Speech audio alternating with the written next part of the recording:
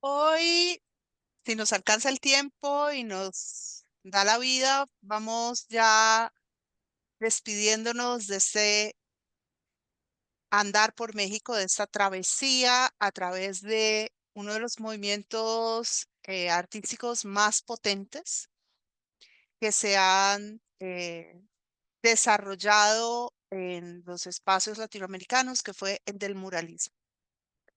Y lo vamos a hacer de la mano de los otros muralistas y vamos a mirar los alcances que tuvo este movimiento en representantes que no son tan cercanos a nosotros como Diego Rivera o como Orozco, de Clemente Orozco o como Siqueiros, pero que tienen una resonancia importante en lo que va a ser el desarrollo posterior del movimiento y en lo que tiene que ver con los alcances de este a nivel de su trascendencia en el arte contemporáneo, no solamente en México, sino en América Latina. Así que vamos a encontrarnos con muchos nombres y muy diversas obras, pero vamos a hacerlo teniendo un referente de pensamiento y es el siguiente. El muralismo mexicano, sin lugar a dudas, fue una iniciativa de carácter estético, pero también fue una iniciativa de carácter político. Al tener ese matiz, el muralismo se constituye en un movimiento que entra a polemizar en ciertos espacios, porque obviamente todos nosotros, nosotras lo sabemos, la política es un ámbito de relaciones y es un ámbito de círculos que son más o menos estrechos. Eso quiere decir que cuando hay un sesgo político frente al arte, aquellos que sean polemizadores o que sean detractores o que simplemente no se sumen a la propuesta originaria, pueden quedar en una condición de exclusión, marginalidad o interdicción. También entra un segundo elemento a discusión que no es para nada, digamos, irrelevante, que está vinculado con un hecho y es hasta qué punto la vinculación ideológica puede constituirse en un elemento esterilizante para el arte.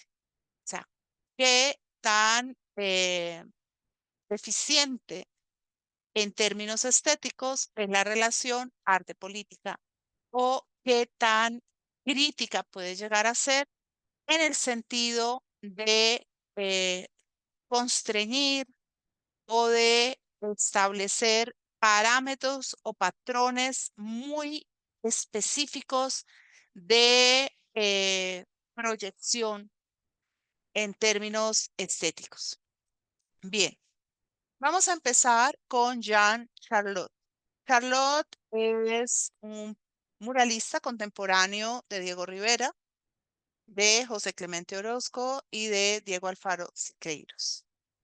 Esto quiere decir que fue parte de este movimiento desde su fase embrionaria y que estuvo tan comprometido como los anteriores en el proceso de desarrollo del mismo. Tuvo que luchar, sí, con los antagonismos propios de ciertos egos y de ciertas rivalidades o de ciertas postulaciones estéticas. Ya vamos a hablar de eso. Eh, Jean Charlotte nace en París en 1898 y se enamora de México, se apasiona por México. Como buen francés, idealista, muy comprometido con los horizontes propios de lo que había sido el postulado de la revolución, pues va a venir a México con la intención de vivir toda esta fuerza latente que se está desarrollando en el país centroamericano o norteamericano. Hoy en día México está entre Norteamérica y Centroamérica. Bien, estudió en la Escuela de Bellas Artes en París y después hizo un viaje, ese viaje que para finales del siglo XIX, principios del siglo XX era tan necesario, que era ese viaje de casi que iniciático, de ir a entrar en contacto con otros pueblos, con otras culturas, con otras miradas, y viajó entonces a Gran Bretaña. Eh, Desde sus primeros tiempos como pintor, tuvo muy buena acogida por parte de la crítica y logró exhibir en el Salón de Verano en París. Y luego se comprometió con las fuerzas francesas que lucharon durante la Primera Guerra Mundial, y tras esto decide venir a México para establecerse en esta nación junto con su madre, que era de origen mexicano.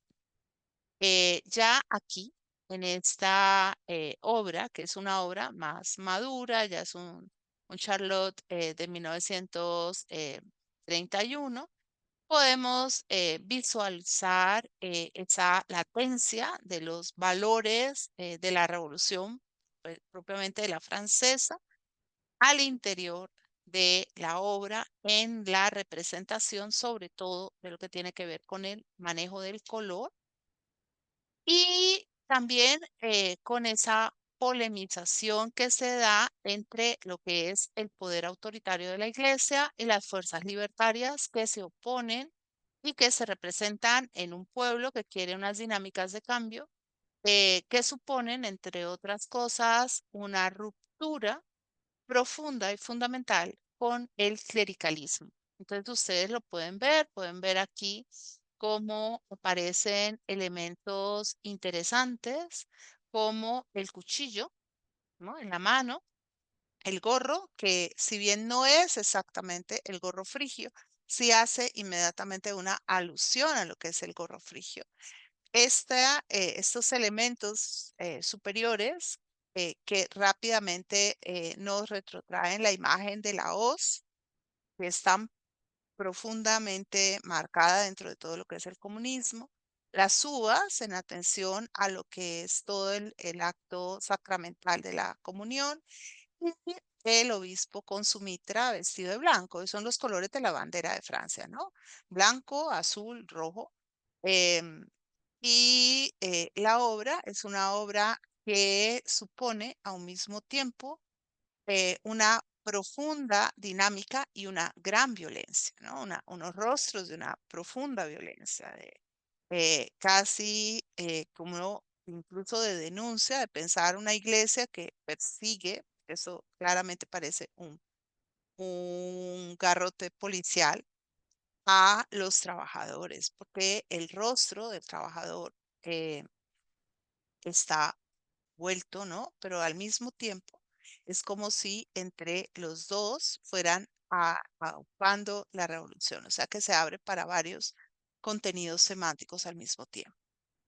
Él va a compartir estudio con el pintor Fernando Leal, y obviamente junto con Leal, él va a explorar una serie de técnicas que se ya viene manejando, entre ellas la del grabado en madera y las técnicas litográficas.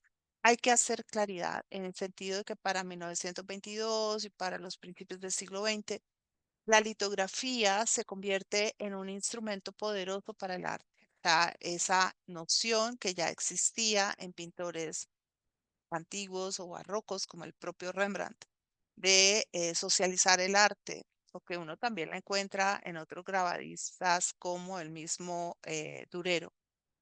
Esa visión de socializar el arte se hace cada vez más intensa. La litografía es un método que permite esa agilización en cuanto a una obra que se vuelve muy fácilmente reproducible. Tiene, por tanto, un mayor alcance, no se queda tan circunscrita a sus marcos como lo puede ser la obra que es construida dentro del lienzo y el óleo. Bien, aquí vemos una de sus obras de 1922, se llama Mujer con cántaro, y hay en ella elementos que son muy interesantes, ¿no? Por un lado, Charlotte está caminando por unas sendas que ya nosotros hemos visto, se han abierto en pintores europeos como Gauguin o como el propio Picasso, y es la de la desconfiguración del cuerpo, es decir, el cuerpo deja de ser consumido como lo habían planteado los pintores, los grandes genios del Renacimiento, como un cuerpo armónico, equilibrado, que busca la belleza justamente en esos principios que son los principios que mandan en el contenido de lo estético, y se abren hacia la visión propia de los pueblos no occidentales. Cuando decimos no occidentales, estamos aludiendo a las culturas africanas, a las culturas asiáticas, a las culturas oceánicas, a las culturas americanas prehispánicas, es decir, a todos aquellos espacios donde el contenido estético griego no ha entrado y no ha determinado los parámetros o las pautas de la representación. Entonces podemos ver nosotros ese juego, ¿no? Los pies descomunalmente grandes que inmediatamente a uno le hacen pensar en los de Gauguin, pero eh, no sabría, tendría que mirar los tiempos, pero creo que ya en este momento es probable que él haya conocido algo de la obra de Gauguin. Los brazos, las facciones claramente originarias, el color cobrizo de la piel, que es un color que se recupera y que se proyecta hacia adelante en este periodo de la historia del arte. Hay que aclarar, ¿no? O sea, la pigmentación de la piel fue un elemento muy significativo a lo largo del desarrollo de toda la historia del arte.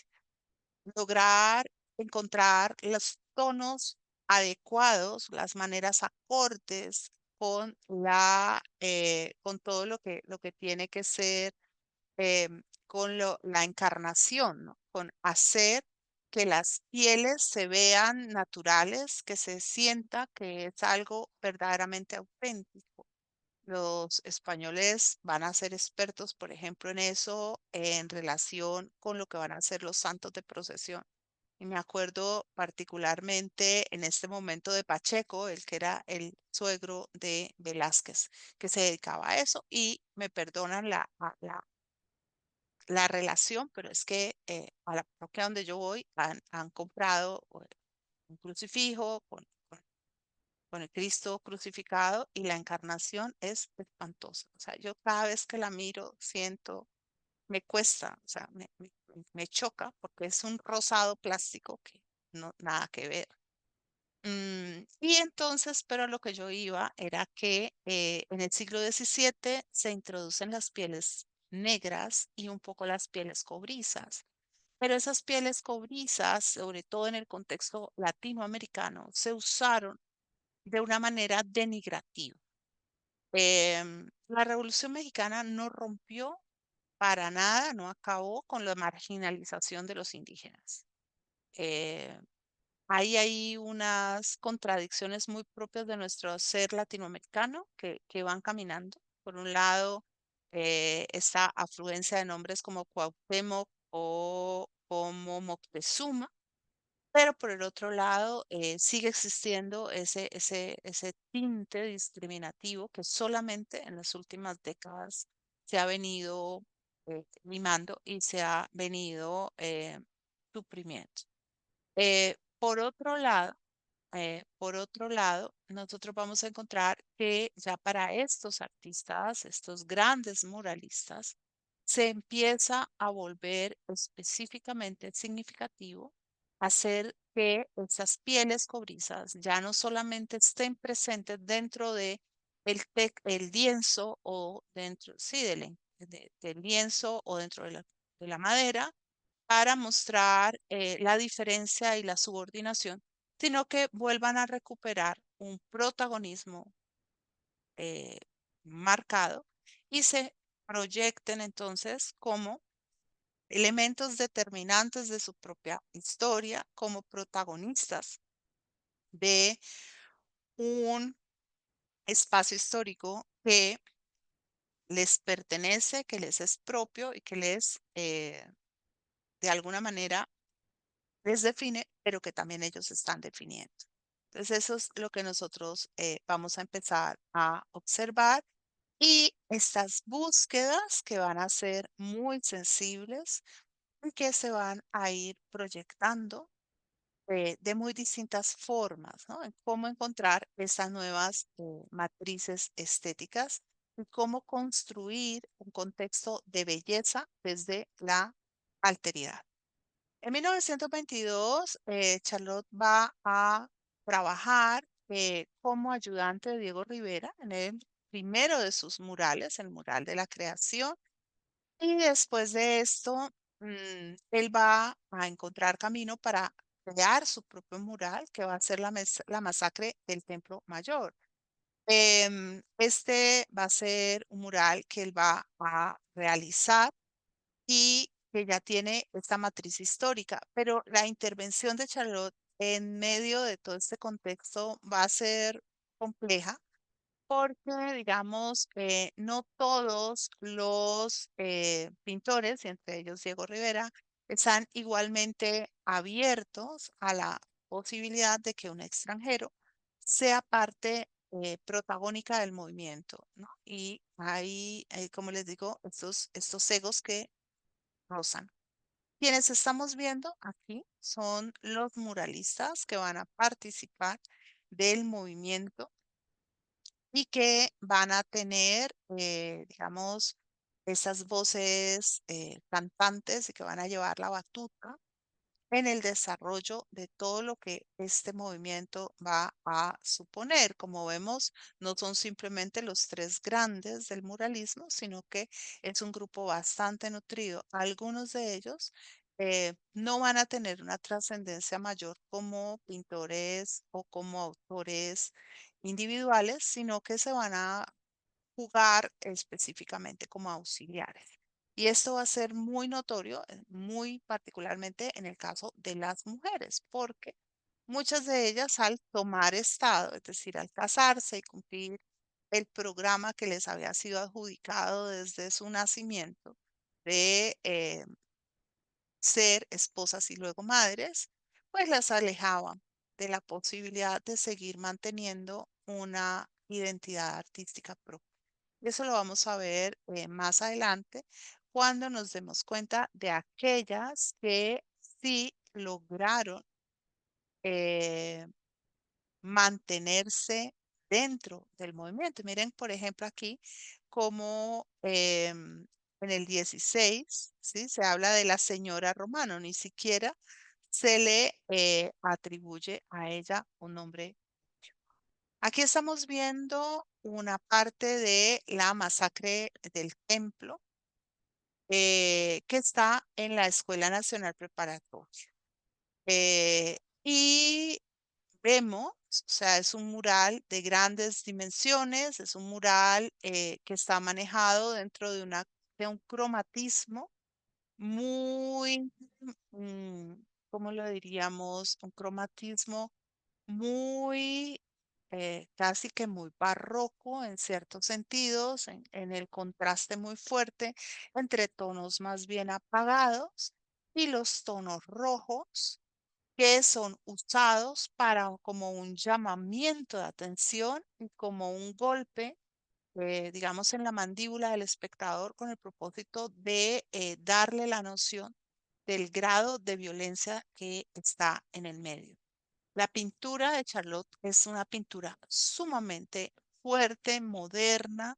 Vemos que tiene incluso mayores cercanías, ¿sí? En su elaboración con la que tienen o la que adelantan Orozco o Siqueiros, mucho más alejada de la del propio Diego Rivera, incluso en el hecho de emplear estas tonalidades.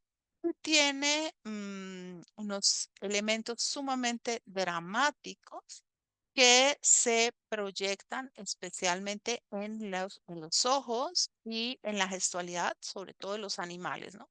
Los caballos tienen un protagonismo muy fuerte y ese protagonismo de los caballos también está vinculado con la forma en que el proceso y el drama de la conquista fue leído en este momento de la historia, ¿no? Donde a los caballos se les da toda esa capacidad para representar el marco de la violencia, del avance de los españoles. O sea, es una época en la que hay menos visualización de lo que hoy por hoy son consideradas las causas más profundas del proceso que tiene que ver, por un lado, con las enfermedades que disminuyeron notablemente la resistencia indígena porque pues la gripa especialmente entró como una plaga y la viruela entraron como armas biológicas y diezmaron notablemente a las poblaciones indígenas en cuestión de muy poco tiempo, sobre todo si consideramos que estas poblaciones estaban íntimamente interconectadas a través de vínculos comerciales, lo que hacía que el flujo de personas en una y otra dirección fuera muy grande. Por en segundo lugar está el efecto que tuvo la lógica de la guerra. La lógica de la guerra que se orquesta de maneras muy distintas entre lo que es el panorama del hemisferio occidental y de lo que es la cultura de Occidente y los otros horizontes culturales. Y esto es parte de lo que explica dos cosas. Una, el que Occidente haya tenido esta enorme habilidad y capacidad para imponerse al resto del mundo, cosa que se hace evidente en el siglo XIX sobre todo.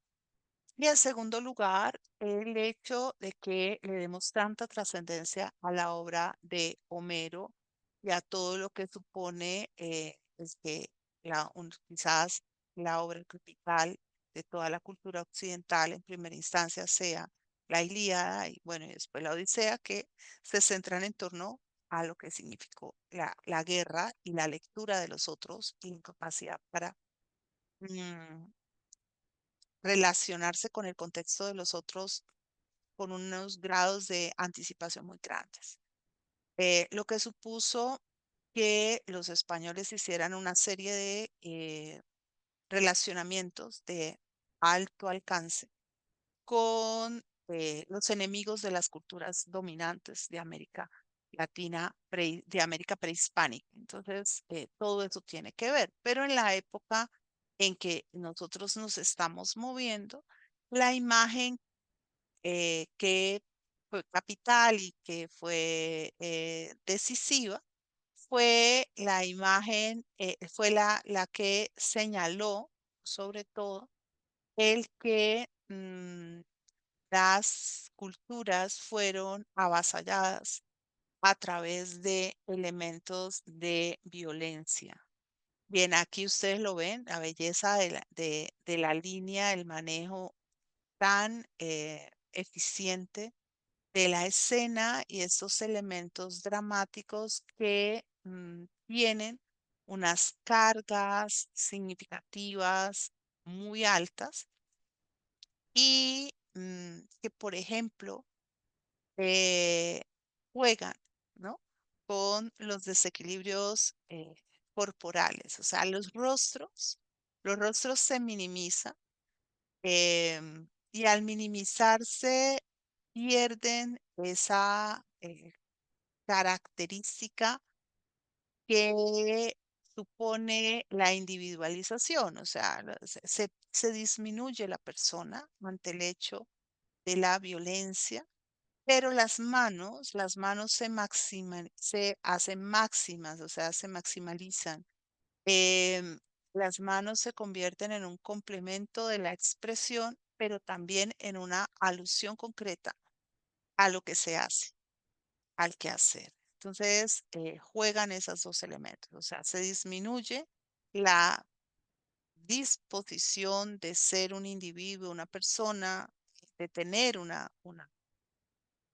existencia propia, pero se vuelve muy grande el elemento de lo que es el quehacer, de lo que está ocurriendo, en participación dentro de lo que está ocurriendo, ¿no? Entonces, ahí lo tenemos, diferentes aparte. Bien, ahora esta es una segunda versión de la obra. Ya no estamos frente al mural, estamos frente a una obra de acuarela y lápiz. Obviamente era apenas previsible que primero que una obra mural tan grande surgiera de bocetos y de propuestas anteriores.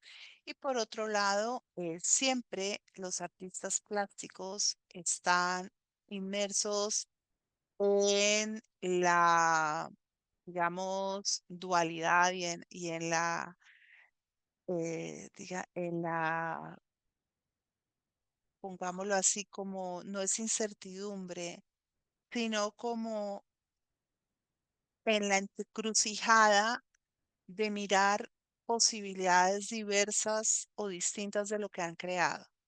O sea, la creación casi que llama a la co-creación o a veces a las versiones, al hacer diferentes versiones para poder explorar esas otras opciones que estaban ahí latentes y que no se tomaron y que de pronto ver cómo habrían resultado. Obviamente, esta composición a escala es muy bella. Vemos aquí cambian algunos elementos. Es una imagen donde la violencia sigue siendo protagónica, pero donde han cambiado muchos elementos. Empezando por el elemento del color, el color se ha suavizado al introducirse tonos intermedios, es decir, ya no son los tonos puros, ya no son los tonos, los colores primarios que están en la obra original, sí, ese rojo vermellón o los grises o los contrastes con el negro, con el blanco, no, no es eso. Ahora aparecen matices más, digámoslo así, más suaves, casi que tirando hacia los tonos pastel, el reemplazo del gris y el negro por el azul. Aquí el gris es el que está de presente, lo que hace que la escena sea más cruda. Se estilizan las figuras. Miren el rostro de Moctezuma, por ejemplo, que aquí es un rostro claramente indígena, pero mucho más cercano a ciertas máscaras aztecas o mayas. Y, como les digo, a una formulación estética más cruda, más dura en su ejecución. Y aquí es un Moctezuma que sigue teniendo estos elementos. Yo sí estoy bien. Sí, sí, es Moctezuma. Es que, perdónenme, em, esos elementos indígenas en la piel cobriza, pero hay una cierta estilización, hay una suavidad en el trazo, casi que una mayor aproximación a las propuestas de Diego Rivera y un alejarse de las que hacen Orozco o Siqueiros, que son más duras estéticamente. Y se pierde mucho de ese impacto visual originario, ¿no? También, aunque las manos siguen estando allí a nivel protagónico, los rostros ganan en individualización, eh, ganan en ciertos matices, están más particularizados. ¿No? Mírenlos ustedes aquí, los rostros, los ojos, en muchos casos, los rostros apesadumbrados, los rostros de los españoles parecen desaparecer por completo y acá, en cambio, no. Estos son los rostros del horror, son la desfiguración de la violencia. Eh, los caballos aparecen como caballos totalmente metálicos, probablemente en asociación con las armaduras de los caballos. Y el trazo es mucho más fuerte, mucho más determinado. Aquí, este es el boceto, ¿no? Eh, como él planteó originalmente la obra, como la concibió, y es precioso, ¿no? Ver la geometrización propia de el boceto. Aquí estamos viendo una caricatura a escala real, el rostro, digamos, de la cabeza de uno de los caballos, y nos muestra también cómo el caballo mismo parece como un animal desfigurado, o sea, que ya no es el animal noble, el animal eh, que nos inspira, sino que es el animal que se convierte en un monstruo cuando es usado como un tanque de guerra. Y aquí vemos los estudios de los rostros, igualmente, lo que les digo, es maravilloso cómo él logra captar esa transformación del rostro generada en el acto de la violencia, ¿no? Como en el acto de la violencia se pierde esa suavidad de las facciones y lo que aparece es otra cosa. Bien, él, además de este maravilloso mural, crea otros en los que va a abordar eh, lo que van a ser escenas de costumbres regionales, y uno de estos murales va a ser obstruido abiertamente por Diego Rivera. Yo les decía, em, ¿por qué razón es difícil llegar a saber exactamente qué hizo que Diego Rivera tomara una decisión de este tipo? Al parecer, lo que nos permite explicar es que Diego Rivera estaba, ¿sí? em, creando su Capilla Sistina, ¿no? Él quería tomar todo el espacio dentro de una concepción estética, artística que él había hecho, y la intervención de Charlotte rompía completamente esa singularidad y esa homogeneidad. Hay elementos que son interesantísimos. Si ustedes ven esta obra de Charlotte, ustedes encuentran las proximidades con el mismo trabajo de Frida Kahlo en el difuntito Dimas. Se los voy a mandar ahora al grupo para que ustedes lo puedan ver, porque si yo me pongo en este instante, en un acto de locura, a buscarlo, va a ser muy difícil que lo encuentre y, mm, y entonces vamos a perder muchísimo, muchísimo, muchísimo tiempo. Eh, ya en este minuto yo lo descargo y se los envío. Y hay esa cercanía y esa proximidad, no necesariamente porque un artista esté en la condición de, de plagiar al otro o ni nada por el estilo. Es mucho más algo vinculado o relacionado con el estar culturalmente cerca, ¿no? Con el estar juntos. em, y con la exploración que les comentaba, que es una exploración recurrente, es buscar una estética correspondiente al biotipo del nativo americano, ¿sí? Que no lo desfigure como lo había hecho la estética anterior de los siglos XVI, XVII, XVIII, XIX y, y los inicios del XX, sino que le reivindique y que le adjudique y le atribuya un espacio propio. Y hay elementos que tienen que ver, más allá del color de la piel, esa piel cobriza, hay algo que el muralismo le va a entregar o le va a retornar a México y a la mexicanidad, como América Latina lo irá tomando, y es esta locura del color. Estos colores que se mezclan y que tienen una vivacidad muy grande.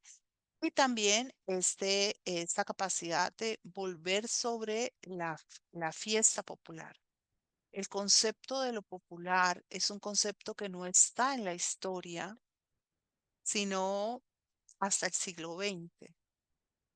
Lo popular fue visto de una manera displicente y de una manera clasista, y se lo consideró algo que estaba allí como una fatalidad en muchos casos, la chusma, populacho, pero que desde el muralismo se fue recuperando como un espacio vital y se fue viendo como algo alegre, como algo interesante, como algo que tenía su propio espacio de belleza. Miren, en Charlotte hay esa capacidad para ir de un lado al otro, es decir, para oscilar en la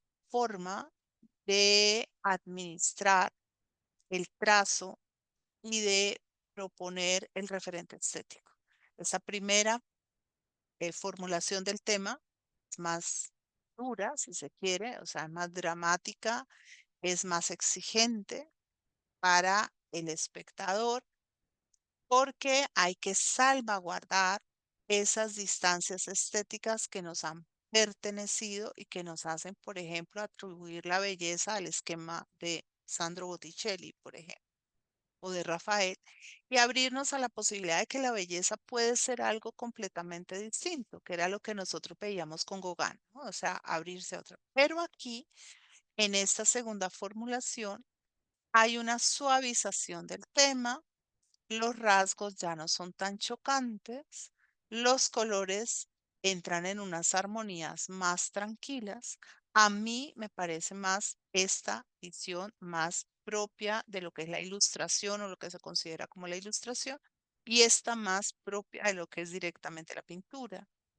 Em, Ambas tienen mérito, ambas son interesantes. Yo me quedo con esta, aunque es más difícil, ¿no?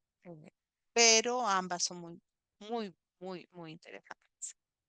Él tuvo la oportunidad de acompañar la expedición que se dirigió a investigar las ruinas mayas. Acuérdense que también todo lo maya es como muy reciente, ¿no? Estuvo allí como una presencia que en muchos casos fue molesta o difícil, pero no se había entrado tan a fondo, y él logró entonces ser parte de esas expediciones entre 1927 y 1930.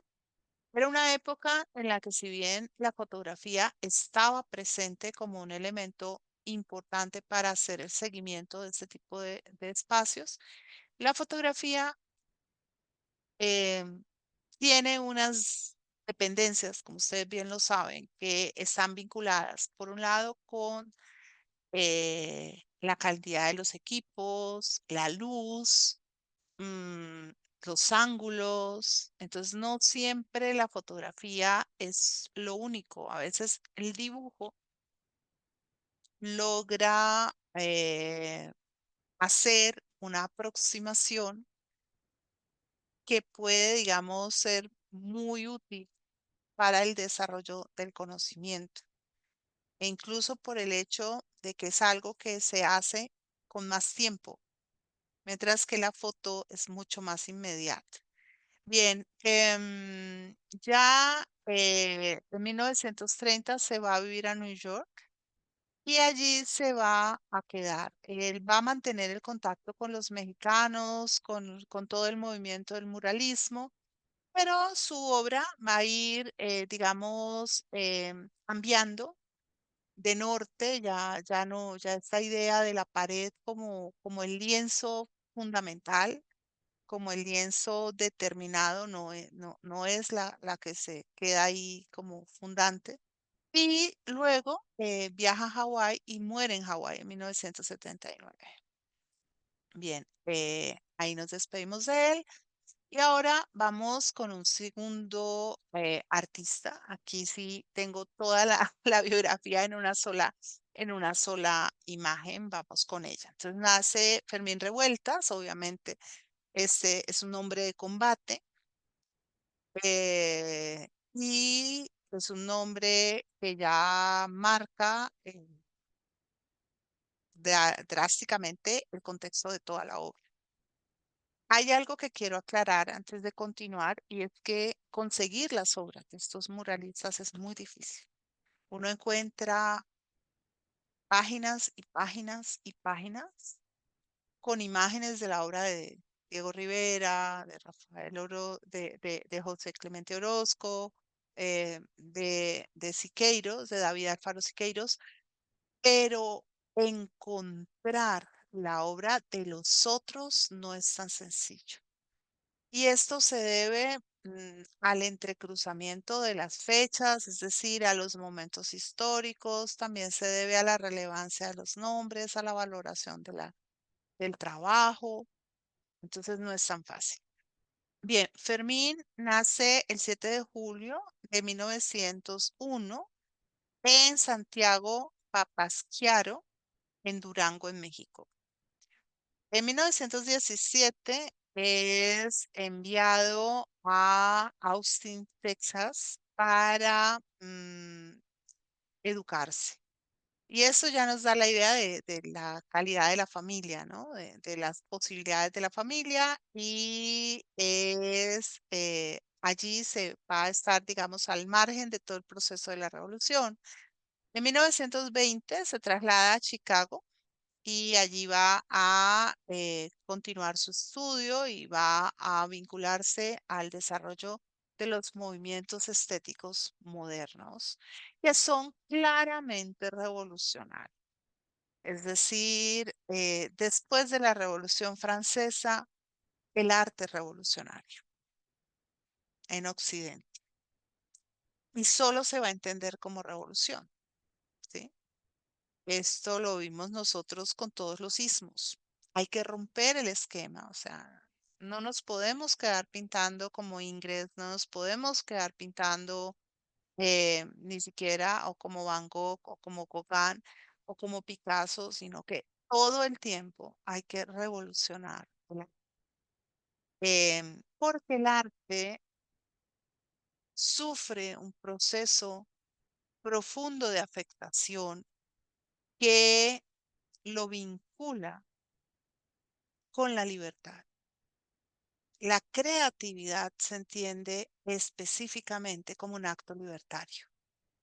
Por eso, mm, además de la competencia con los medios audiovisuales que se están desarrollando y que se van volviendo cada vez más, digamos, más presentes y más ventajosos como la fotografía o el cine, el arte necesita situarse como ese espacio propio de la superioridad humana. Así como es el espacio que le ha asignado el propio Nietzsche como el lugar del superhombre, el niño creador, que ya no quiere el cielo azul ni el sol amarillo, sino que quiere el cielo eh, anaranjado, verde, morado, y el sol cuadrado de cualquier manera,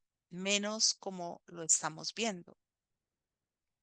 Y esto es muy importante para entender cómo todo el arte que se da, sobre todo en la primera, no, casi toda la primera mitad del siglo XX hasta lo que viene a ser 1968, los movimientos de mayo del 68 muy especialmente, es un arte que se permea específicamente por las matrices de izquierda, especialmente en en la Europa occidental.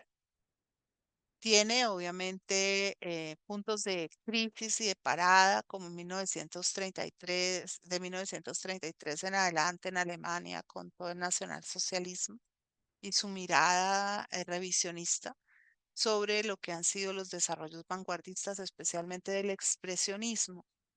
Pero, pero es un arte en cuestión, es un arte que se problematiza y que se siente conectado con las realidades del mundo y que tiene que posicionarse, o sea, casi que hacer una declaratoria para establecer por qué se pinta como se pinta y se decide como se decide. Curiosamente, el arte que se va a desarrollar en los países donde los sistemas comunistas triunfan, va a ser un arte muy embarillado y muy encasquetado en formas y en, digamos, determinaciones que ya no pueden ser libres porque tienen que servir a una causa ideológica. Pero ese es otro tema y vuelvo con Fermín Revuelta. Y me disculpo por toda esta vuelta. Bien, pero esto era para señalarle que cuando él va a vincular a los movimientos artísticos modernos, pues necesariamente va a entrar en contacto con todo lo que se está desarrollando en México. En 1922 ya está en México y participa de la decoración de la Escuela Nacional Preparatoria y allí va a pintar un mural que es la alegoría de la Virgen de Guadalupe y de esta manera él arranca su tarea y su carrera como muralista. En 1933 incursiona en el diseño de vitrales y va a ser sumamente importante su trabajo para el Banco de México, donde van a proponer los temas de desarrollo, modernidad y tecnología.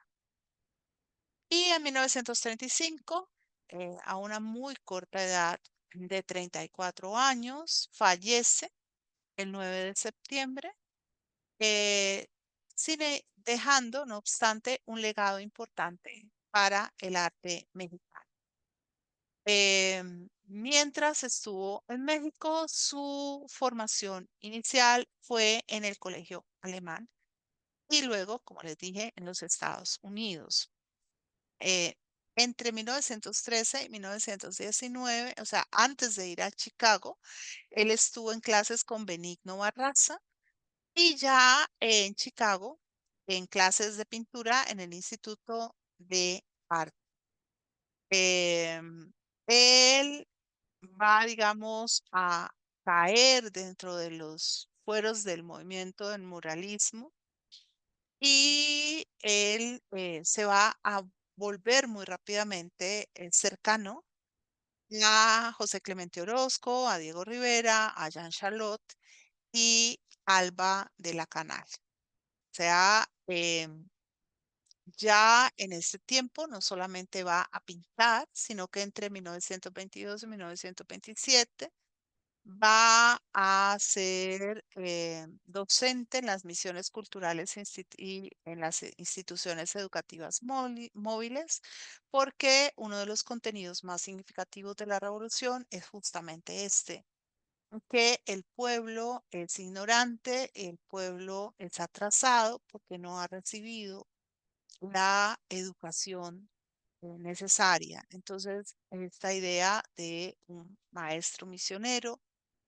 y vamos, digamos, a estar muy, muy comprometido.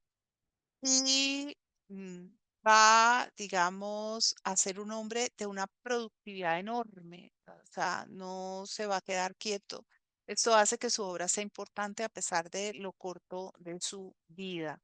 En 1923 va a crear una escuela de arte al aire libre, esto en Milpa Alta.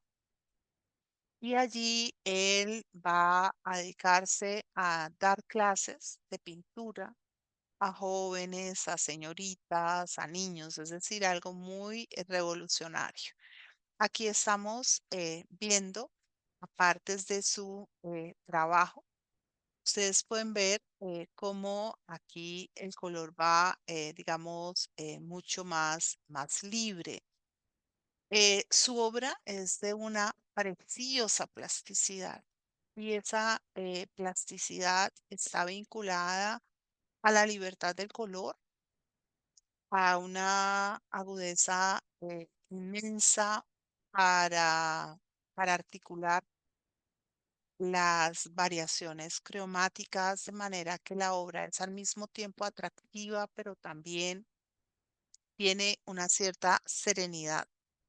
Y vamos a encontrar que juega mucho con las líneas curvas y ese manejo de la curva hace que el desarrollo de la silueta sea muy particular.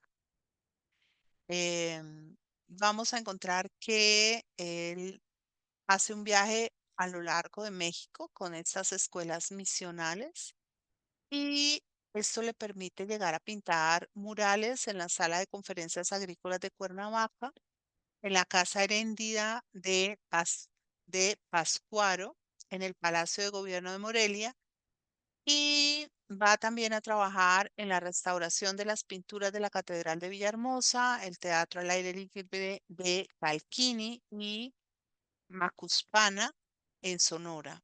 Y además de esto, pues va a hacer muchos vitrales en la Casa de México.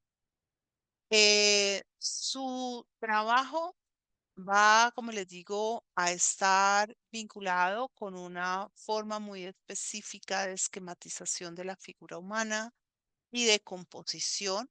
Sus obras son a un mismo tiempo, digamos, muy modernas por la manera en que inscribe las líneas. Se nota en su trabajo una influencia importante de Diego Rivera, pero además de esto, él va a ser muy especial por el manejo del color. O sea, sus colores son vibrantes, son muy luminosos y, sin embargo, sus colores son muy armónicos y muy agradables. Su pintura es muy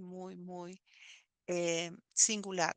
Miren ustedes que uno le ve los elementos de cercanía con los otros muralistas, con Orozco, con Rivera, pero al mismo tiempo su propia marca con Siqueiros. Como les digo, está toda esta eh, comprensión estética que tiene que ver con el hecho de yo realizo una obra de acuerdo no con la realidad solamente, sino con mi comprensión de la realidad, con mi visión de la realidad y con mi forma particular propia de enunciación, ¿sí? Y miren ustedes, él está haciendo aquí, ¿no? A la Virgen de Guadalupe. Pero hay un elemento muy interesante y es cómo toma uno de los colores insignia de la Virgen y lo pone dentro de la concurrencia, ¿no? O sea, los colores de la Virgen de Guadalupe son evidentemente los que estamos viendo, pero hay una nueva forma de llevar el tema y es esta, o sea, esta mujer que es claramente con el manto azul de la Virgen María y claramente embarazada, ¿no? Pasando de la visión celestial a una visión claramente terrenal y conectando ambos, ¿no? Además, si ustedes ven, este ángel está claramente encima, ¿no? Por otro lado, a otro de los al otro lado de la escena, vemos de nuevo una pareja, un hombre, una mujer, o sea, aquí hay otra mujer, o sea, y los ángeles muy grandes sobre la población. Y estos ángeles, aunque se ven en reverencia frente a la Virgen María, tienen los ojos, o sea, sobre todo este puesto, sobre las familias. Hay una interpretación de tema bien interesante aquí, ¿no? Em, y bueno, como les decía, él es un pintor muy contestatario. Asume rápidamente, me imagino cómo sería para la familia que trató de sacarlo de todo el proceso de la revolución, encontrar que él, como sus hermanos, se volcaran tan de lleno al movimiento de la revolución. O sea, eso pasa no solamente con Fermín, sino también con Silvestre y con José. Silvestre músico, José escritor. Y esto hay que entenderlo desde el parámetro de lo que representó, significó pensar en abrir la opción de una transformación de fondo de la sociedad mexicana que permitiera, digamos, un desarrollo diferente, ¿no? Llegar a otro nivel. Mm, Me encanta La danza del venado, es una de las obras que más me gustan de lo que él hace.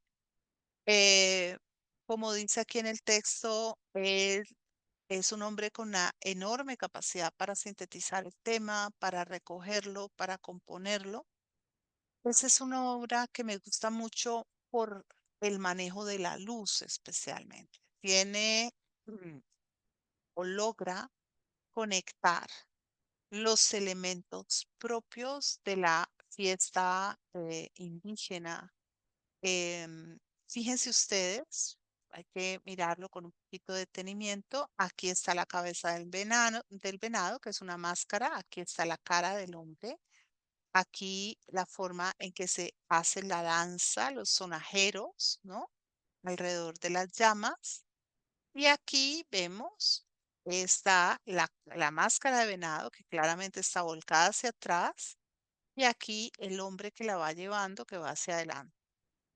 La luz, los efectos, los matices, la aplicación del color, todo hacen que tenga ese misterio y esa resonancia que es propia de una fiesta indígena donde definitivamente sustancias como el peyote están claramente presentes y son muy fuertes. Em, Él se relacionó con varias vanguardias, entre ellas el cubismo, el sintetismo, el futurismo, y esto lo aplicó a su visión, a su tema nacionalista. Me encanta la forma en que estiliza la figura y sobre todo, como les digo y vuelvo sobre ello, a la manera tan particular que tiene de usar el color y de crear el contraste de color. O sea, un contraste de color bellísimo. Fue un gran documentador de todo lo que tenía que ver, digamos, o todo lo que tiene que ver con la fiesta popular mexicana. Él fue muy hábil, especialmente en manejar este tipo de relación. Y vamos a ver que él pintó el primero de los grandes murales de la Escuela Nacional Preparatoria y también este que fue el mural del edificio del Banco Nacional Urbano y de Obras Públicas. Y con eso cerramos. No encontré, desafortunadamente, no encontré más obras de Fermín Revueltas. Pasamos a otro de estos grandes muralistas, a Roberto Montenegro Nervo, que nació en Guadalajara, Jalisco, en México, el 19 de febrero de 1887, y que también, como los otros, fue muralista, grabador, docente, y tuvo una influencia inmensa en el México cultural del siglo XX. En 1904 ingresa a la Escuela Nacional de Bellas Artes de la Ciudad de México y allí se forma junto con José Salomé Pina, Santiago Rebul, José María Velasco, Germán Gendovis y Mateo Saldaña y Gerardo Murillo. Aquí estamos viendo algunas de sus primeras obras, claramente muy vinculadas con todo lo que son los desarrollos estéticos que se están generando también en torno a el arte europeo y a los contenidos de lo que se considera debe ser la modernidad. Igualmente es muy interesante ver una obra como esta, ¿sí? Como este vino de consagrar, que es una obra claramente inserta dentro de los contextos del Art Deco del modernismo. Fue un alumno destacado y también ganó una beca del concurso de artes, al igual que Diego Rivera, lo que le permitió viajar a Europa. Ya en Madrid, en la Academia de San Fernando, donde también estudió Diego Rivera, entró en contacto con las distintas vanguardias europeas. Estos pintores van a ser del círculo de Picasso, ¿no? Van a estar muy en las inmediaciones del trabajo de Picasso. Y también uno lo ve, influencias como las que van a tener influencias como la del propio Modigliani. Durante todos estos años en que él está en Europa, es cuando la obra de Gauguin, Cézanne, empieza a ser revalorada y a ser considerada una obra emblemática para el desarrollo del arte contemporáneo, una obra modélica, una obra inspiradora y se empieza a trabajar específicamente en el marco del exotismo, ¿no? De buscar una conexión estética completamente nueva y al mismo tiempo empezar, digamos, a cambiar el manejo de la pincelada, de una pincelada más completa a una pincelada fragmentada y a una construcción de la luz completamente nueva. Aquí estamos viendo una de sus obras de 1942. Ya ahí ya ha pasado, pues obviamente por todo el muralismo. Él regresa a México en 1910, está en México durante un periodo bastante corto y pues 1910 es el origen de la revolución, todavía la revolución no está completamente en marcha y él va a participar en la exposición que organiza la Academia para el Centenario de la Independencia. Tiene críticas bastante favorables. En 1911 va a presentar una exposición individual en la Academia de Bellas Artes y aquí vemos una de sus obras de este momento donde podemos apreciar muchos elementos importantes, específicamente el manejo de la línea, una comprensión de imagen claramente determinada, definida, una inmensa habilidad para capturar los elementos propios de la cotidianidad y de la nacionalidad mexicana, afianzando ciertos rasgos, específicamente los relacionados con los ojos y con ciertos gestos. Ya más adelante, en 1920, va a crear una de sus obras más icónicas. Es este árbol de la vida, que está en el centro histórico de México. Ahí lo ven ustedes, ven la imagen de Roberto Montenegro y el árbol de la vida y vamos a mirarlo mucho. Este árbol de la vida, como ustedes pueden ver, está trabajado dentro de cánones propios del modernismo y esto lo podemos encontrar desde la elaboración de las imágenes que están en la parte inferior. Vemos una gran cercanía en la construcción de imagen con la que manejan Klimt y la Escuela de Viena, todo lo que va a ser, ay, se me acabó de ir, me acuerdo solamente de que es vienesa, todo lo que es la renovación vienesa del arte y vemos toda esa intervención con el dorado, con colores muy fuertes, colores primarios, colores luminosos y con unos elementos ampliamente simbolistas que marcan, digamos, esa noción de idealidad, eh, de algo así como superioridad en lo bello, ¿no? Y que se está mostrando especialmente en las rosas o en las flores que surgen de las ramas del árbol. Vamos a empezar a mirar la obra de abajo hacia arriba. En la parte de abajo, claramente ustedes lo pueden observar muy cercano, como les digo, a lo que es todo este modernismo de Munch o de Klimt, la suavidad de la línea, la figura donde nosotros encontramos toda esta sinuosidad, ¿no? De las, digamos, estos giros que si bien no son espirales, sí tienden a esa figura helicoide, perdón, y acá los mantos, muy griegos, muy helénicos, pero en medio y muy egipcios, ¿no? O sea, vemos los elementos o muy israelíes.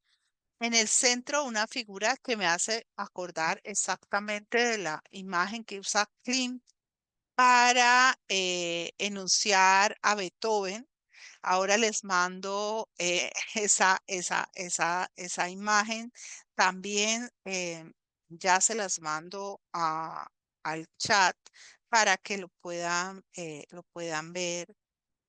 eh, Porque mm, realmente vale la pena establecer las cercanías. Vamos a ver si está por acá. Obviamente en Klimt hay unas alteraciones y unas comprensiones pues que son completamente distintas, pero hay elementos que son similares o por lo menos que son cercanos.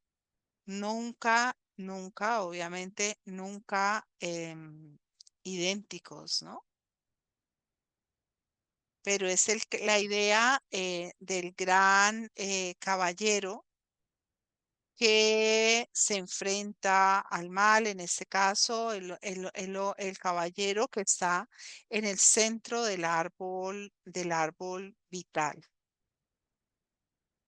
Vamos a ver si encuentro, bueno, aquí encontré una parte, pero no encontré dónde está la imagen exacta de Beethoven. Me toca buscarlo y ahora se los mando. Pero fíjense ustedes, ¿no? El árbol también aquí manifiesto. Los lienzos, o sea, muy poco que ver, muy poco, por no decir nada que ver, con digámoslo así, con la realidad mexicana, ¿no? Es algo que está, aquí lo encontré, pues es muy distinto el de Krim, pero de todas maneras, como les digo, en el arte nunca se copia, el buen arte no copia, pero el buen arte sí retoma muchas veces elementos y los reordena. Miren entonces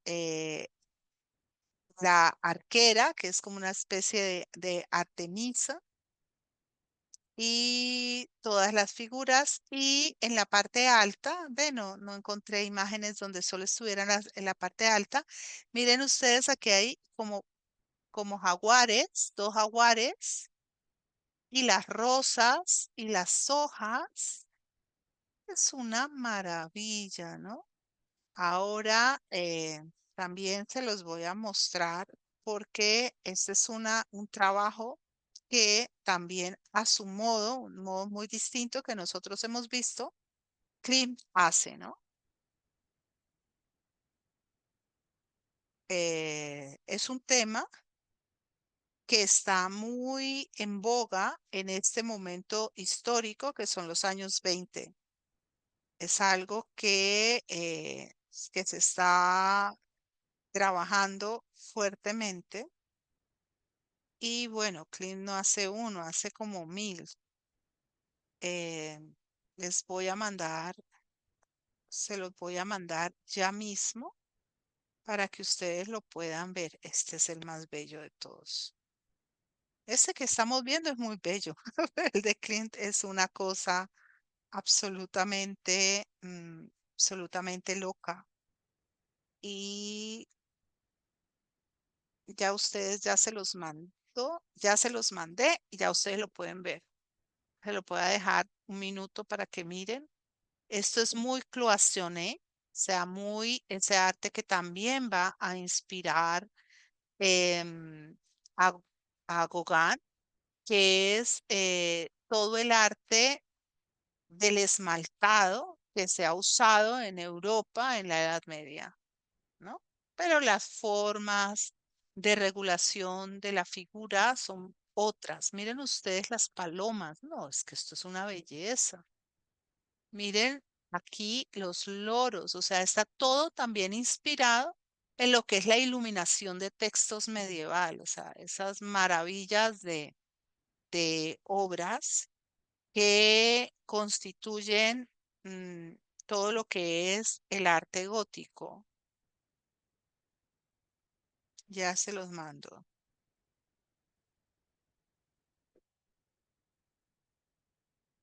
Ya les mando por lo menos algo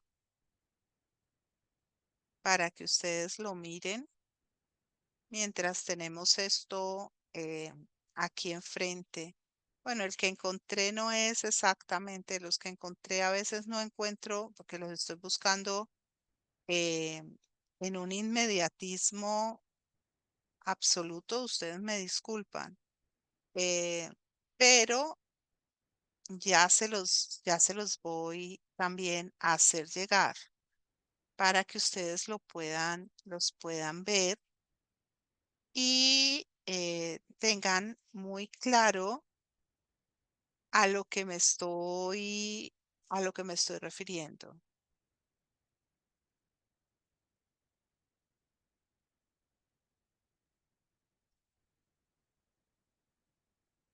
A ver si lo encuentro aquí,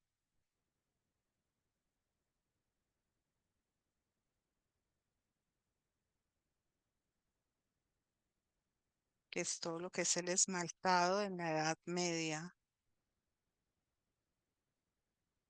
Ya les mando. Ah, y aquí encontré uno que está, unos que están más en ese, digámoslo así, más en ese mismo ámbito.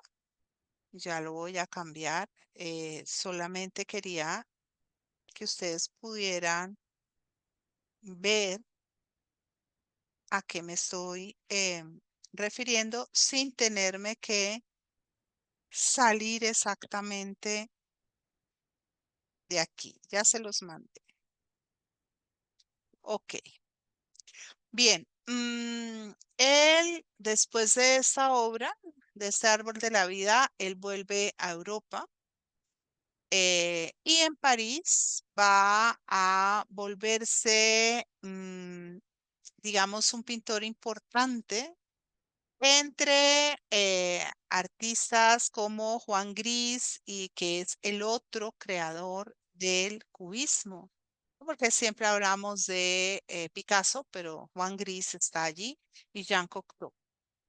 Y va a lograr exponer en el Salón de Otoño. Esto es parte de una situación muy interesante, porque por un lado supone su calidad estética y una relativa apertura, ¿no?, del arte francés hacia pintores no franceses como una forma también de exotismo, ¿no? Porque los círculos intelectuales y los círculos artísticos en Francia han sido muy cerrados, así que no es tan sencillo abrirse camino entre ellos, pero parte de esta construcción de lo que va a ser, digamos, esta construcción de la modernidad, de la contemporaneidad, va a implicar, entre otras cosas, esas compuertas que se abren.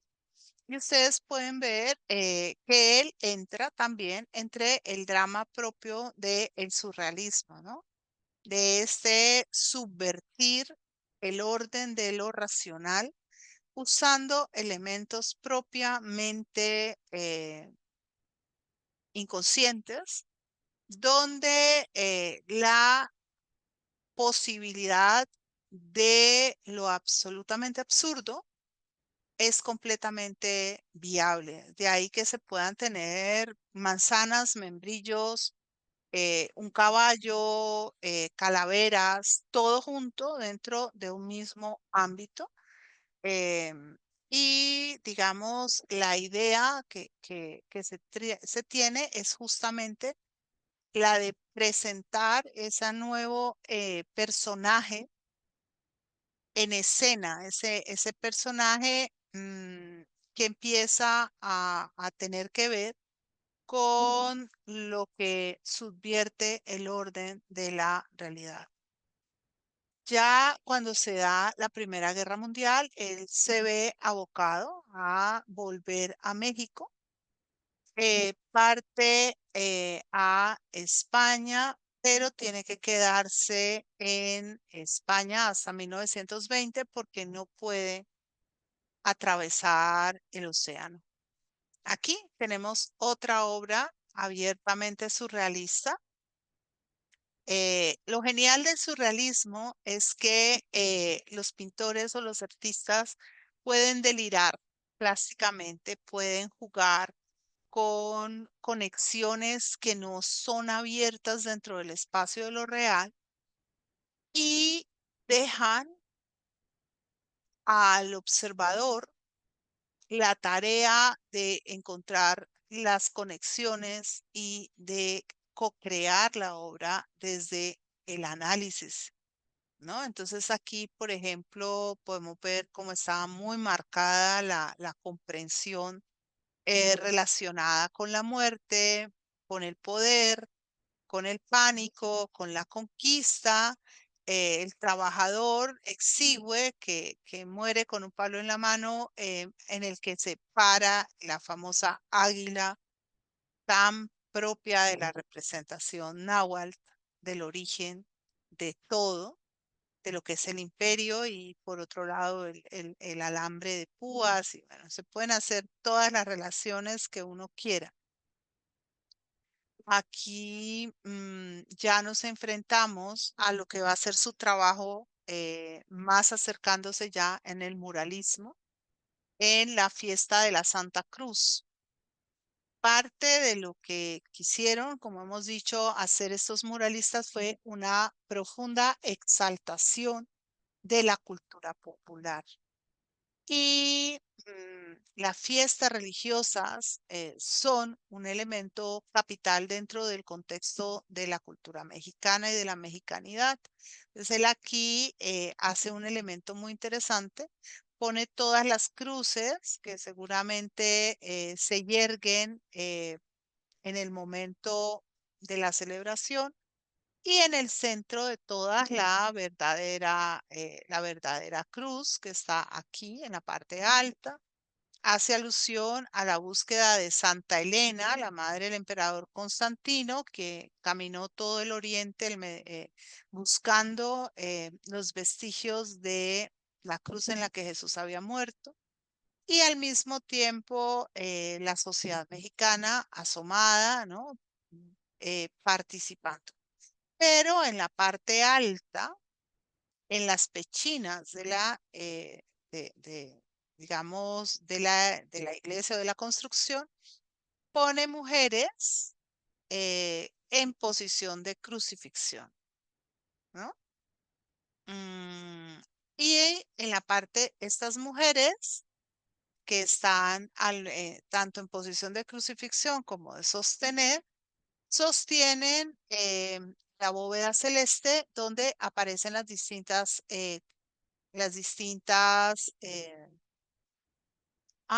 constelaciones del zodíaco, ¿no? Aquí está Piscis, Tauro, ¿sí? Son las que alcanzamos a ver.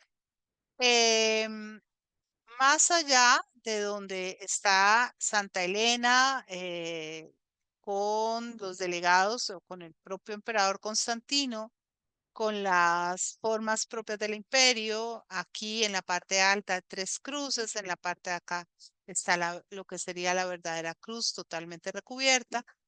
Y acá vemos cómo los mismos mexicanos yerguen otra cruz, ¿no?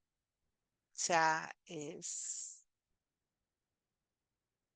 aparecen los trabajadores con la hoz y el martillo, obviamente, no, eso no puede faltar, y el famoso charro mexicano, que es el símbolo de la nacionalidad mexicana.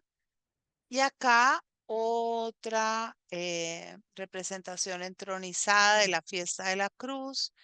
Y al igual que hace Diego Rivera, nos presenta una mujer desnuda, trampojo, al mejor estilo renacentista, para crear toda una arquitectura falsa dentro de los esquemas de la pintura. Y aunque la imagen parece ser bastante inocua en términos de que está simplemente representando una festividad, nosotros podemos descubrir que tras ella hay, como siempre, todos estos elementos de denuncia y todas estas ideas en relación a lo que debe ser el cambio, la transformación de la realidad social. Y ahí vamos a parar. Pensé que iba a acabar hoy el muralismo mexicano, pero como veo, como suele suceder, no, no alcancé. Espero que lo podamos acabar la semana entrante. em, pero pues tampoco siento que tengamos un enorme afán por irnos del tema de una manera no adecuada. Quiero